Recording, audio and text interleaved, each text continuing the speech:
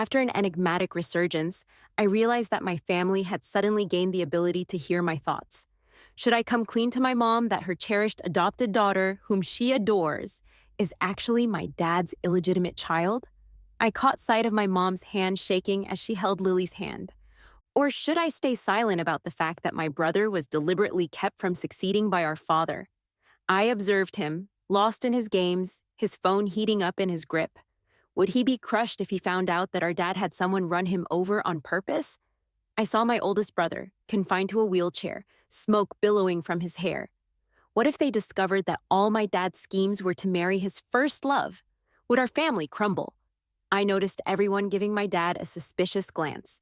It all started with a petty fight between me and Lily, but my father ruthlessly shoved me out of the 13th floor window, causing my death. Instead of disappearing, I became a ghost trailing my father, uncovering all his secrets. He had married my mom solely to climb the social ladder, secretly in love with a woman named Grace. She had also birthed the girl now known as my adopted sister, Lily. From the moment my father tied the knot with my mom, he was scheming to seize her family fortune, aiming to live a lavish and happy life with Grace and their biological daughter. But unexpectedly, I was granted a second chance, returning to the day my father brought Lily home. Should I tell my mom then, seeing her hands tremble while holding Lily's? Glancing around nervously, she finally looked my way. I blinked innocently and my mom frowned, thinking she was imagining things. Lily then dashed into my mom's arms, crying and pleading, and my mom, deeply touched, cried with her. But at that moment, she couldn't bring herself to shed a tear. Her gaze remained fixed on me. "Ava, you say something?" "No, nothing," I denied, secretly thinking I couldn't let my mom know about my comeback. My dad, always the peacekeeper, stepped forward. "Lily, don't cry. From now on, this is your home," he declared, then turned to me. "Ava, take Lily to your room." "Okay," I agreed, thinking to myself that soon Lily would fall down the stairs, and it would look like I pushed her. Sure enough, halfway down, she suddenly stumbled. My dad was the first to rush to her, clutching her worriedly. "Lily, you okay? Don't blame Ava. It was just an accident," she murmured in pain, and my dad sternly addressed me. "Ava, from now on, Lily is your older sister. How could you treat her like that? Have we spoiled you too much?" At that moment, my mom also approached. Lily quickly said, "Mom, don't blame Ava. I know she couldn't accept me at first since you only had a daughter before me. I get it." In my previous life, this very approach had made my mom resent me, thinking I lacked empathy. As time went on, Lily's false accusations against me increased, causing my mom to grow more disappointed in me. This led her to exclusively dote on Lily. My heart sank, thinking, it's over, I'm about to be blamed by my parents. No matter how I tried to explain, they wouldn't listen, so staying silent seemed better. I noticed a mix of pity and agony in my mom's eyes just before she slapped Lily hard across the face, leaving her stunned. My dad stood by, unable to react in time. My mom furiously declared that she had seen Lily fall on her own. "How dare you slander Ava so blatantly? No wonder your previous foster family sent you back." Truly, a pitiful creature often has its blameworthy side. Adopting Lily was my dad's decision. He explained that during a charity visit to the orphanage, he found her pitiable, mistreated by her previous family, and couldn't bear to leave her there. He also mentioned that since I was the only daughter at home, bringing her back would give me a companion. My mom reluctantly agreed, swayed by my dad's persistence. On Lily's first day, my dad had prepared everything meticulously. However, it didn't take long for Lily's true nature to surface. Earlier, my dad had even stood in front of my mom, presumably to block her from seeing the truth. Lily, frightened by my mom, had no choice but to seek help from my dad, who quickly explained that her misbehavior was due to past abuse and a lack of safety, which could have caused her misunderstandings. "Look, being so hot-headed can scare the child," he advised my mom. As my mom was about to expose my dad's schemes, she suddenly heard my thoughts, and I knew revealing everything now would lead to denial and potentially more drastic actions from him. After all, my dad held many shares in the company, and I couldn't help but think that my brothers would likely side with him. He always portrayed himself as the loving father and my mom as the strict parent. If a real crisis erupted, my brothers might even support him. My mom, seemingly finding reason in my silent thoughts, tried to suppress her anger and told my dad and Lily, "I don't want this to happen again." Lily obediently nodded, her demeanor still as docile and endearing as ever. "Aunt Rose, take her to her room," my mom ordered directly. Aunt Rose hurriedly led Lily upstairs. My dad intended to explain his motives to my mom, obviously trying to make her quickly accept and cherish Lily.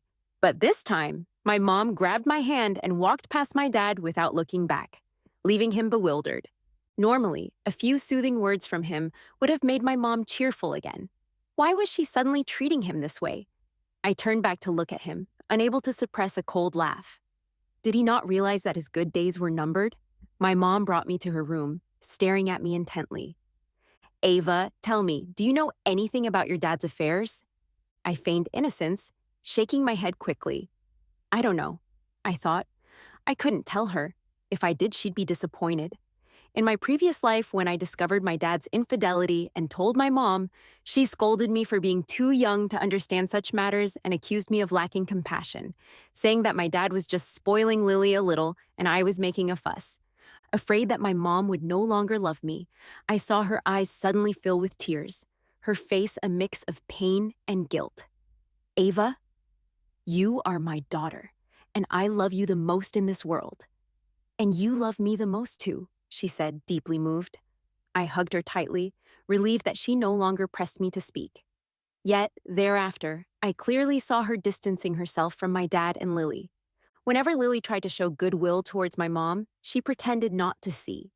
Even though my mom rarely visited the company, she began to do so more frequently. I could tell that both my dad and Lily were growing anxious. After dinner, they secretly spoke in a corner. "Dad, you said she was easy to win over, but no matter what I do, she remains cold towards me," Lily complained. "Why is that?" My dad sighed, expressing his confusion about my mom's sudden change in behavior. "Perhaps she's going through menopause, making her irritable. Let's just ignore her for now. Tomorrow, your older brother is coming home for winter break. He's quite naive. Try to get on his good side first." "Yeah, Dad," Lily agreed. I needed to quickly take Ava's place in this house. Once I became the darling of the family, it would be easy for us to take over their wealth. Then we could bring our mom here to enjoy the fortune. My dad reassured her, "Don't worry, Ava is naive. She can't match you. You'll quickly win everyone's affection." Lily confidently said, "In my previous life, that was indeed the case. Not only did I not guard against Lily, but I was also brainwashed by my dad to treat her as my real sister. However, she schemed against me everywhere, framing me, making the family think I was selfish, eventually leading them to dote only on her. But this time, she won't have such good luck." The next day, my older brother, Ethan, came home for winter break. He was a hefty guy, weighing about 220 pounds, never exercising, only liking to snack. He wasn't academically inclined either, spending his days playing video games. His admission to university was solely due to our family's influence. To outsiders, Ethan was useless. My mom never imagined he would turn out this way, though in the past, she had indeed invested a lot of effort in educating Ethan, while my dad mostly took care of him. My dad had always told him that since we had an oldest brother to shoulder the responsibilities, he could afford to live carefree as a rich heir. Gradually, Ethan lost all motivation, spending his days in idle pursuits. Lily was the first to greet him. She approached and whispered in his ear, "I heard from Dad that you like French fries, fried chicken, spicy food, and instant noodles. I've bought some and put them in your room along with your favorite cola. Don't tell Mom, okay?" I saw the delight in Ethan's eyes. Our mom never allowed such things in the house and even inspected any luggage he brought home to prevent him from eating these snacks. Previously, it had always been my dad who secretly bought them for him, but now it was Lily. I realized clearly that Ethan was instantly fond of Lily, up until he heard my thoughts. Watching them get close, I pursed my lips, thinking to myself, with his weight and all those snacks, is he planning to eat himself to death? I saw Ethan's face stiffen. He turned his head, his eyes locking onto me with a stern look, as if even a 3-year-old knew too many snacks were bad. Why would Dad and Lily give him these things? He wondered angrily. What did you say? He asked me, furious. I feigned innocence. I didn't say anything. He seemed surprised because he hadn't actually seen me open my mouth. But then he heard my voice again. Don't tell him he's being raised by Dad to be useless. His look of astonishment deepened. In my mind, I continued, but really, he could end up with esophageal cancer from all these snacks and die skinny, just skin and bones. Ethan's eyes widened in disbelief. I turned away, thinking to myself, let him get close to Dad and Lily. After all, since she arrived, he doesn't care about me anymore. Ava! Ethan called me back. I turned around. What is it? He hesitated, perhaps for a moment wondering if he was hallucinating, then said, before Lily came into this house, I was the darling of everyone. Even this rebellious brother was no exception. I approached Ethan slowly. He handed me a model. Like it? He asked. I nodded, though not enthusiastically, muttering under my breath that soon he would only be nice to Lily. Even this model would eventually end up with her. It's a gift for you, Ethan began, but Lily suddenly interrupted. Wow, it's so beautiful. I've never seen a model this intricate. It looks so real. Ethan seemed displeased by her interruption. Ava is so lucky. You treat her so well. If I had such a beautiful model to hold while I sleep, I'd be the happiest girl in the world, Lily said with an air of innocent admiration. In my previous life, it was this naive and pitiful act that made Ethan so generous, prompting him to give the model to her, promising to buy me another one later, a promise he never fulfilled as Lily eventually monopolized all his affection. This time, I didn't wait for him to speak. I handed the model directly to Lily. If you like it, take it, I thought, knowing if I didn't, Ethan would eventually persuade me to give it to her anyway. I didn't want to make him feel uncomfortable. Lily's face lit up with joy. Really? Thank you, Ava, she exclaimed. Just then, I resigned myself to fate, thinking she would deliberately drop the model and then blame me. Just like before, as I handed it to her and let go, the model fell to the ground, shattering into pieces. At the same time, Lily's cries echoed through the room. Such a beautiful model, broken. I've dreamed of having one like this all my life, she sobbed, turning to me accusingly. Ava, even if you didn't want to give it to me, you didn't have to break it. She then quickly turned to Ethan. Don't blame Ava, it must have been an accident. Why would you blame her? Ethan, confused, looked at Lily with a mix of disdain. Lily, a bit embarrassed and not understanding, thought Ethan would blame me, accusing me of being petty. But instead he asked her, why should I blame Ava? It's your fault if you didn't catch it. Why blame her? Lily tried to explain in a low voice, hurriedly saying, it's okay. I won't make a big deal out of it, as if she had any right to be magnanimous after making a mistake and trying to cause division. What are your intentions? Ethan raised his voice. Lily's face turned red with embarrassment. Who let you into our house? Go back to where you came from. You're not welcome here, Ethan said, about to drag her away. Lily was so frightened that she started crying loudly. My dad, who had intentionally stayed out of the living room to give Lily a chance to win Ethan over, came rushing in when he heard the commotion. What's going on, Ethan? Why are you treating your sister like this? He demanded sternly. Ethan shouted back at my dad, she's not my sister. Ava is my sister. She's just someone you brought home, right? Then send her away. What nonsense are you talking about? If Lily is part of our house, she's family. You're old enough to know better, my dad reprimanded. Ethan was furious to the point of nearly choking. He was about to argue loudly with my dad, but then heard my thoughts, thinking if I were him, I wouldn't argue. It's useless. Dad brought Lily home to take over our family's wealth. He should focus on bettering himself and finally confront Dad with a surprise attack. Ethan paused, swallowing the words he intended to say, then dropped a line that marked his stand. Anyway, Ava is my only sister, he declared, pulling me away and leaving my dad and Lily staring at each other in bewilderment, unsure of what had just unfolded. Why had our family suddenly become so insightful? Why couldn't they deceive us anymore? Back in his room, Ethan angrily threw away all the snacks that Lily had prepared into the trash, as if he had suddenly thought of something. He uninstalled all the games on his phone. After clearing everything, he turned to me seriously and asked, Ava, did I ever let you down before? I quickly shook my head, reassuring him, No, you're the best. It's just Dad's bad influence. I know you're really smart and will surely become someone outstanding. Ethan smiled, seemingly touched. Ava, from now on, I will strive to be outstanding, so no one can bully you. Okay, I nodded vigorously. The first thing Ethan did after settling back at home was to get a comprehensive health check at the hospital. He then hired a personal fitness trainer and devised a weight loss plan.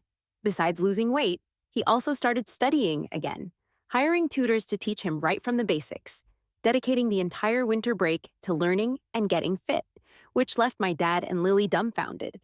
They did nothing, but since Lily arrived, both my mom and Ethan had changed. My mom, who normally did not go to the company, leaving everything to my dad, found him nearly succeeding in buying off all the employees to become the real power holder in the company. However, when she started showing up, the shareholders and senior employees, who were still undecided, no longer respected my dad. My dad was so angry he wanted to spit blood. I overheard him bitterly talking to Lily. What kind of job are you doing here? Weren't you supposed to win over this family? Why is everything turning out so wrong, moving further from my plan every day? How will I bring your mother here to enjoy our fortune now? His voice was full of reproach. Lily sobbed, feeling wrong. I don't know anymore, Dad. I did everything you taught me, but they don't believe me. My dad didn't know what had gone wrong. He was visibly frustrated, breaking a vase in anger. Your oldest brother is coming home for the Lunar New Year soon. He trusts and appreciates me the most. No one else matters. Only he will be the true heir of our family. This time, I will make sure to impress him. I will make him like me, Lily assured, feeling slightly resentful that she was always better than me at flattering and self-promotion. Why didn't the family like her? In my previous life, after I had been alienated by my dad, she had mocked me, claiming she could make me lose everything with just a flick of her finger. Shortly after my accidental death, my mom and brothers were indeed saddened, but soon they were blinded by Lily's sweet words. And it wasn't long before they were all destroyed by my dad and Lily. Thinking of what happened in my past life, I clenched my teeth, vowing that this time, it would be my dad and Lily who would face their karma. A week before the new year, my oldest brother returned from abroad, where he had been recovering from a severe car accident 6 months earlier. The brakes of his car had suddenly failed on a rainy day, causing a serious crash. That day, my mom and I were abroad on vacation, and Ethan was at home playing games. My dad was the first to reach him. Due to heavy rain and landslides, the ambulance couldn't reach the scene immediately, so my dad had to carry Ethan several kilometers to the ambulance. The entire ordeal of Ethan's rescue was captured on video by passersby, leading everyone to praise my dad's heroic act. Our family grew more attached to him because of this apparent display of devotion. However, the truth was that the car accident had been orchestrated by my dad himself because my oldest brother was the main heir to our family's fortune. My dad hoped that if Ethan died, or at the very least was incapacitated early, my other brother, who he deemed incompetent, would be next in line. That would leave only me, who in my dad's eyes was easy to manipulate.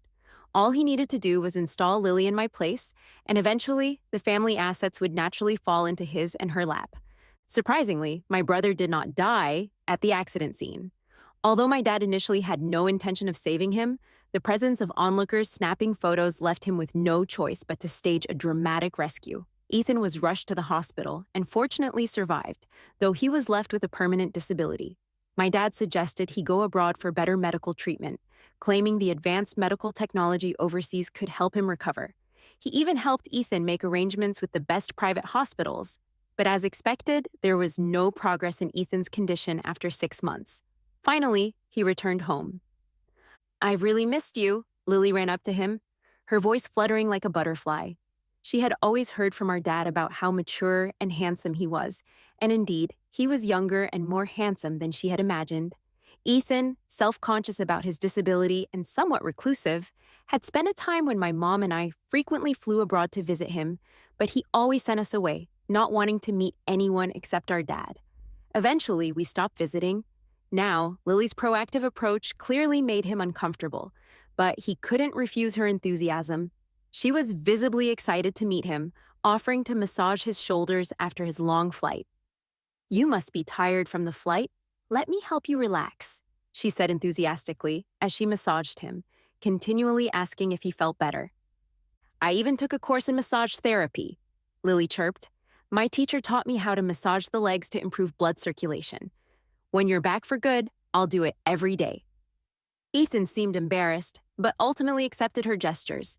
This time, I felt nothing. Let Lily enjoy her moment of triumph. There's an old saying, the higher you climb, the harder you fall. Without giving them a taste of sweetness, how can they be driven mad with frustration later? Lily quickly won over Ethan. Despite my initial doubts about myself, once accepted by him, she blossomed like a peacock spreading its feathers, becoming more lively around the house. My dad was delighted. After all, he had spent years nurturing this daughter. How could it be without any effect? How could she not surpass me? They began to plan their final move. Lily's 15th birthday, scheduled just 2 days before the new year, was to be a grand affair at home, where my dad intended to introduce her formally to all our relatives and friends. My mom disagreed. She had no fondness for Lily, even feeling deeply resentful. However, no one could truly accept raising their spouse's child from another relationship without some bitterness. To avoid ruining the event, my mom reluctantly agreed to stay out of it, handing all the preparations over to my dad. Out of sight, out of mind, she figured. Thus, my dad eagerly invited numerous guests, making the large mansion extraordinarily lively on Lily's birthday. She wore a beautiful pink dress and walked proudly beside my dad, who enthusiastically introduced her to everyone. Overwhelmed, my mom excused herself with a pretext and returned to her room. My second brother didn't come downstairs at all, busy as he was with his studies. Only my oldest brother, who had become disabled after the accident, made a rare appearance in the grand hall for Lily. She flitted around with my dad before appearing in front of me while I was alone at the dessert table indulging in some cake. With narrowed eyes and a sly smile, she said, "Ava, this necklace was a gift from our oldest brother. It's very expensive, and I love it. Do you think it's pretty?" Lily twirled in front of me, flaunting the necklace. In my previous life, she used the same tactic to provoke my jealousy and then played the victim, causing a scene that led the entire family and all the guests to criticize me for being unreasonable. This time, I simply didn't engage with her antics and casually remarked, "It's really quite lovely, suits you well." "Why would I be jealous? Didn't you know? Our brother used to buy me lots of beautiful dresses. Today is your birthday, so it's natural he bought you a gift. Why should I be envious?" She seemed to think I would react negatively. "I heard you were close with our brother. These past few days, he's been spending more time with me so I could feel welcomed by the family. I was afraid you might be upset." "I'm glad that isn't the case," I replied. "I don't rely on our brother as much as you do." Just then, our oldest brother, maneuvering his wheelchair, approached. I wasn't sure what Lily had been telling him these past few days, but it was clear he felt compelled to protect her. Seeing us together, he seemed concerned I might be harassing her. Of course, Lily took the opportunity to feed into his protective instincts, implying to him that my affection for him wasn't as deep as hers. "Dad says since she's new to the family, we should look after her more," she said. "Do I have to be like her, always demanding more attention?"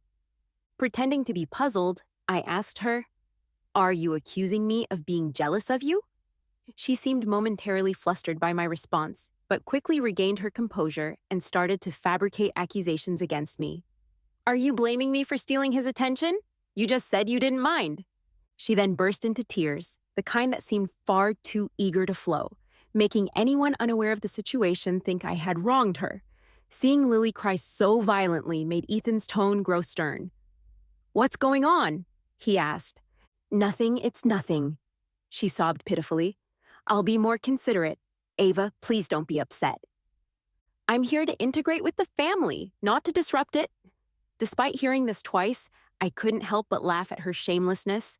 My oldest brother, seeing the mocking smile on my lips, grew even darker in mood. He didn't bother to inquire further and immediately took her side. "Lily is new here. She's not familiar with everything. Why can't you, her sister, take better care of her?" He chided me. "Are you really saying I should take care of her?" I asked seriously. "All your life, you've been pampered by the family and never had to make concessions.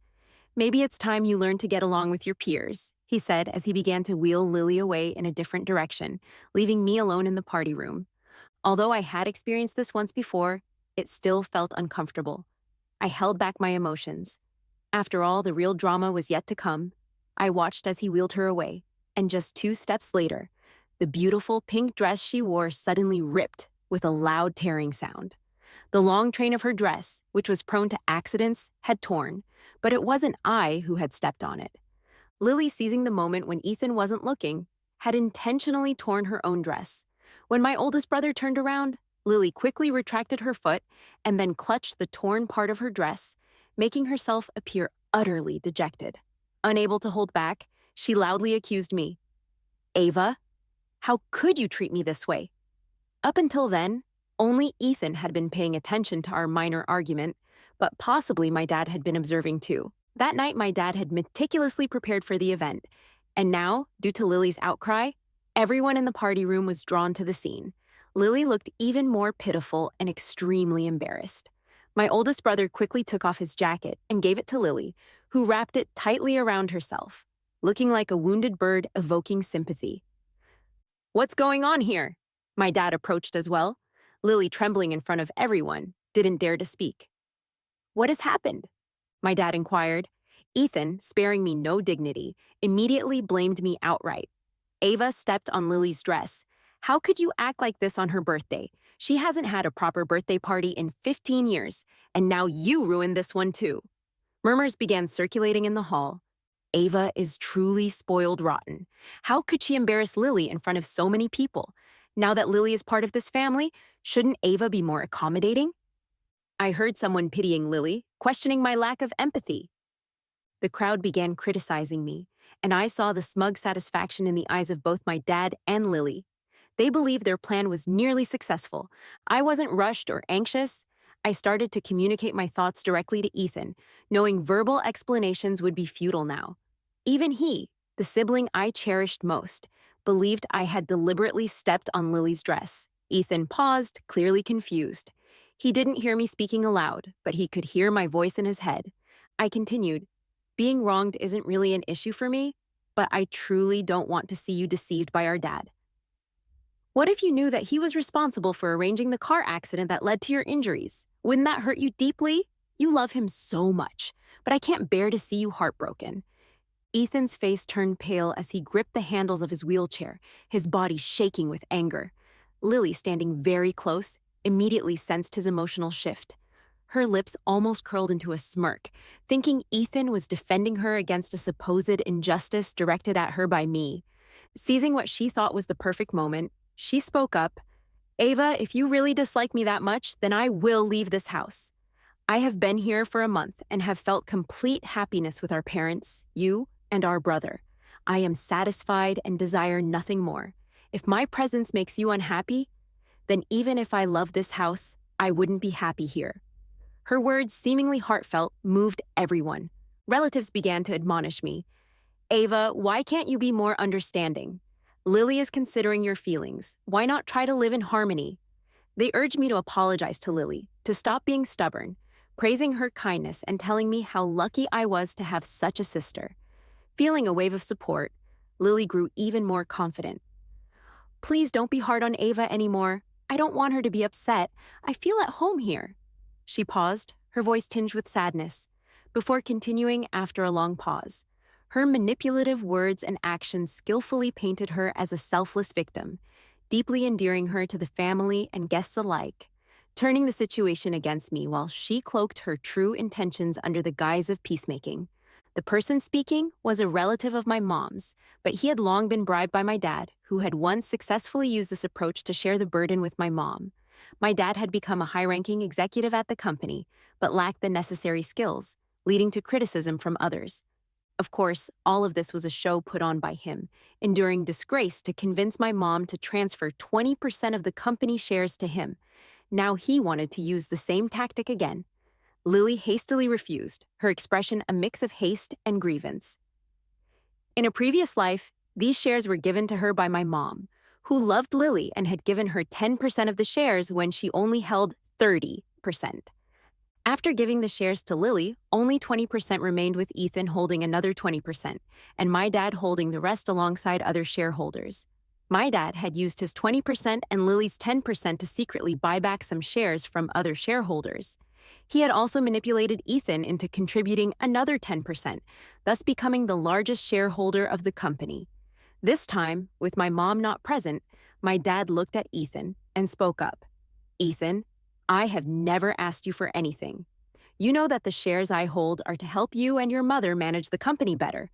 Currently, you are recuperating and don't need to work. Temporarily give the 10% to Lily, and I will find a way to compensate you later. My dad spoke boldly, not expecting Ethan to refuse. He thought that by defending Lily and embarrassing me earlier, Ethan would teach me a lesson by giving the shares to her. However, he did not realize that my mom and my second brother had come downstairs, possibly alerted by the staff who were concerned I might be bullied, so they hurried down. At this moment, everyone could hear my inner thoughts. If Ethan gave his shares to Lily, it would be another step for my dad in seizing the family's assets. Ethan's disability was not incurable, but my dad had intentionally neglected proper treatment.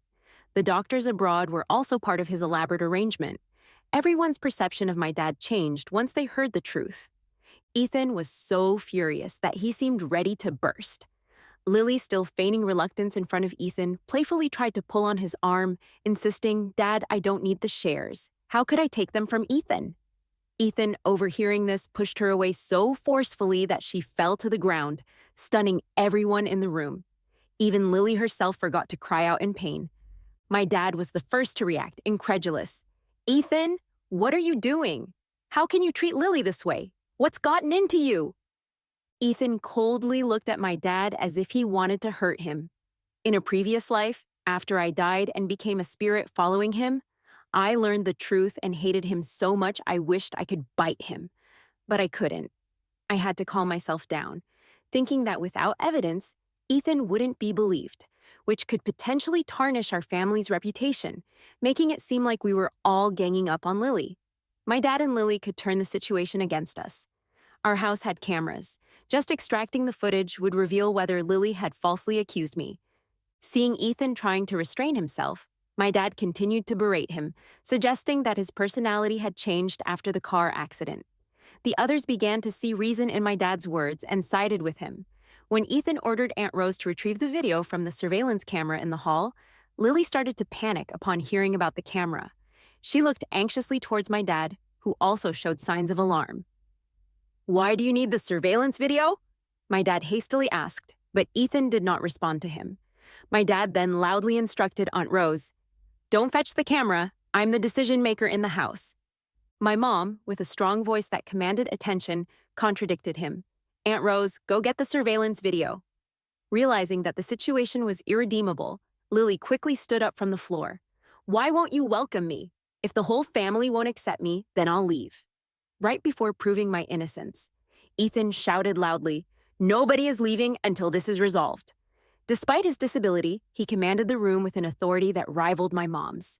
The surveillance footage was played, and it clearly showed Lily deliberately damaging her dress and then falsely accusing me. Public opinion instantly turned against her. At that moment, Lily was fortunate not to drown in the wave of disgust directed at her. My mom, now more lucid, declared, "I don't want to see her anymore. Get her out." "I'm not going," Lily protested upon hearing she might be expelled. She had just moved into this beautiful home and gained the status of a family lady. For the past few years, my dad, fearing exposure, didn't allow Lily and her mom too much. What she has enjoyed in our house lately is far beyond what she experienced with her biological mom. "I will never allow this to happen again. Mom, please give me another chance," Lily sobbed dramatically. If not for everyone seeing her true face, she might have deceived us all again. My mom, unimpressed, said, dismissed her. "Get out. Don't dirty this house anymore." Dad, realizing Lily's uselessness, decisively cut ties with her. "I can't believe you're like this. I was wrong about you. Now I will take you away," he said. He then turned to my mom. "I didn't expect her to be so deceitful. I will take her away. Don't be angry." My mom scoffed. "Now looking at you is like watching a clown dance." Thinking my mom was still angry, my dad didn't think much further and dragged Lily away. Despite his love for his first love and his biological daughter, his love for money was greater. Otherwise, he wouldn't have abandoned his wife and child for wealth. Thus, expelling Lily from the house wouldn't lead to a good outcome for her. My dad was sure to lay all the blame on her. For my family, the most important thing now was to ensure my dad paid for his crimes and ended up with nothing. After taking Lily away, my dad returned and was the first to apologize to all the invited guests. He blamed himself and appeared genuinely innocent, claiming he had been deceived by Lily and was greatly hurt by her actions. The one who is most hurt is Ava, my mom pointed out directly. My dad quickly agreed. Yes, Ava was the most hurt. It's my fault. I apologize, my daughter. I promise not to adopt any other children again. You are my only daughter. I wanted to retch, but I held it in. My mom continued, a few comforting words are not enough. You should compensate for the damage more substantially. So, Ava, tell me what you want. I will fulfill all your wishes. My dad said with what seemed like genuine sincerity. Really, anything? I asked incredulously. Of course. Have I ever broken a promise? He assured me. He thought he could placate me as easily as before with mere sweet nothings. I want you to transfer your shares of ABC Corporation to me, I demanded firmly, watching his expression change visibly. After a moment, he stuttered, You're only 14, shares won't be of any use to you. But I just promised to transfer shares to Lily. Am I less important to you than her? I prodded further, almost casually adding, Is Lily actually your biological daughter then? This accusation visibly shocked him. Nonsense. You are my only daughter. Then why are you willing to transfer shares to Lily and not to me? You don't need shares to help Mom in the company. I challenged him. My mom interjected. Ethan has already agreed to work in the company. Ethan is not a weakling. He can recover and take responsibility for the family. Seeing no way out, my dad was compelled to agree. Can you transfer the shares to me right now? You just said you'd fulfill any request. I pressed, with expectant eyes as many guests looked on.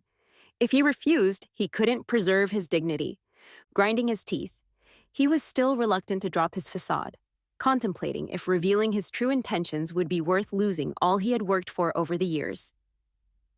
All right, I will transfer all my shares to you, he finally conceded, though his face showed it was a painful decision. Just transfer 10% to me, like you intended for Lily. I countered, catching him in his own words. Why should Lily be more important than your own daughter? I asked with a pained expression. He fell silent, clearly struggling with the situation. My mom added, When you took my shares, you said it was to safeguard them for the children. Now you're just compensating Ava for her injuries. Are you not happy about that? Cornered by my mom's logic and the silent judgment of relatives and friends, his image as a good man was at stake. If he wanted to maintain it, all his efforts over the years would be wasted, but losing the image might only leave him with his existing shares. My mom gave him time to think, not pushing further, knowing the embarrassment was his to bear. As sweat beaded on his forehead, the surrounding whispers grew. Does anyone truly desire nothing? They murmured. He promised too much, and now he's just saving face. If he truly considered her his daughter, why fuss over a few shares? Finally, unable to disregard his pride in front of the crowd, a flash of ruthlessness crossed his eyes before he presented a generous front. How could I not be pleased? When I held these shares, I did it on behalf of my children. I'm just considering whether to give Liam 10% as well. If Ethan and Ava have shares, Liam should also have some. It's fine, Ava doesn't need any. This move was his attempt to appear fair and magnanimous, but also a way to retain control over the family assets while appeasing public expectations. His statement was a clear calculation to maintain his position and possibly pacify any potential conflicts within the family. When my oldest brother Liam explicitly refused, everyone understood my dad's thinking. He believed that my second brother was the easiest to manipulate, assuming his diligence was just a facade that wouldn't last. If Liam doesn't need it, then I'll give the shares to Ava, my dad finally conceded, as if making a great concession. Thanking him, I too expressed satisfaction. My mom wasted no time. She immediately called the family lawyer to draft the share transfer documents right there and then. Perhaps until his dying day, my dad would never understand that inviting Lily to help him only led to his utter downfall. Surely now he must be regretting everything. For our family, however, this was still not enough. In our previous life, we had been destroyed by his actions. This time, I was determined to make him pay doubly. Afterwards, our family life returned to normal, but it was easy to see that my dad was starting to panic. Without shares and control over the company, he was powerless. My mom and oldest brother resumed their normal work routines. Ethan vigorously pursued his fitness and studies, and I remained the darling of the family, much to my dad's dismay. Unable to bear it any longer, he used the excuse that he needed to deal with some urgent family matters back in our hometown and left. On the night he departed, he secretly rented a vehicle and returned, intending to set our mansion ablaze while we supposedly slept. Around 3 a.m., as the neighbors were unaware, the fire had already engulfed the mansion by the time the fire department was alerted. They spent the whole night putting out the blaze. The next day, my dad received the news and rushed back, falling to the ground and wailing in apparent despair. The onlookers, moved by his distress, came forward to console him. He acted as though he couldn't hear them, his despair seeming limitless.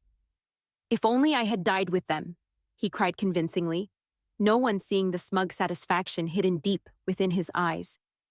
"What's the point of living if they are gone?" he cried convincingly, no one seeing the smug satisfaction hidden deep within his eyes.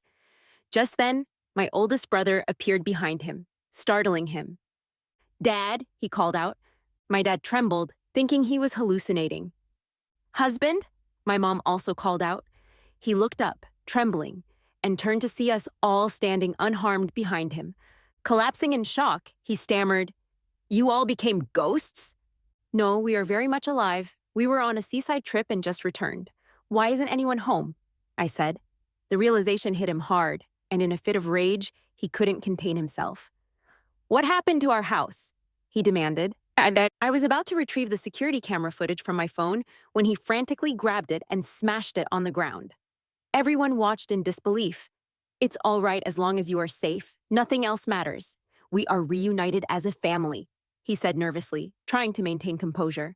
But my mom cut through his facade. "What are you talking about, dear? What happened?" Panicking to the point of being unable to continue his act, my mom revealed, "You know what you did. I've already handed the evidence over to the police. Prepare for the legal consequences." His denial turned to frenzied disbelief. "What nonsense are you spouting?" As he spiraled into madness, unable to accept the reality of his actions, my mom coolly announced, "Look around. The police are here." Indeed, just as my dad was about to argue further, the police arrived, sealing his fate. The evidence of his attempt to burn down the mansion had been securely handed over by us. His plot was uncovered, his betrayal revealed, and justice was about to be served right in front of the very family he tried to destroy. Just as my dad saw the police, he fled swiftly, but he couldn't outrun them. Within a few strides, the police had apprehended him, pressing him to the ground. As they escorted him into the police vehicle, he shouted at us, "How did you find out? How could you have possibly uncovered my meticulous plans?"